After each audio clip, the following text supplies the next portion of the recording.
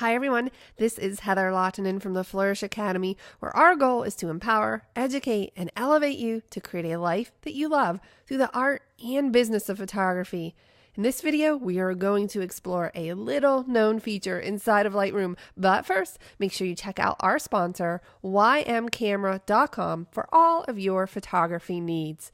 Have you ever been working on a session that you were unable to finish in one sitting, so you had to come back to it maybe later that day or even the next day, and you were struggling in order to get the photos to look or remain consistent?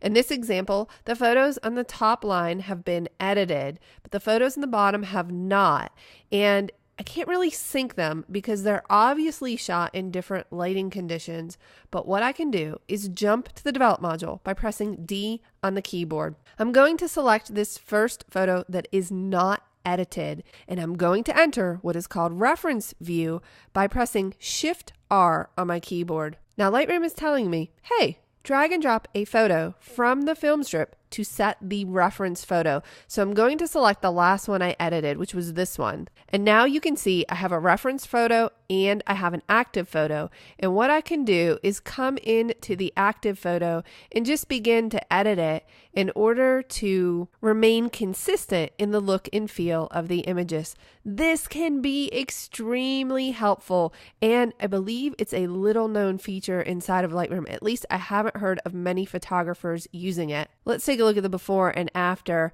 and I'm kind of just messing around with the sliders to show you what's possible. But you might want to explore this feature the next time you aren't able to finish a session all in one sitting. I hope that you found this quick tip useful. I'll see you in the next video.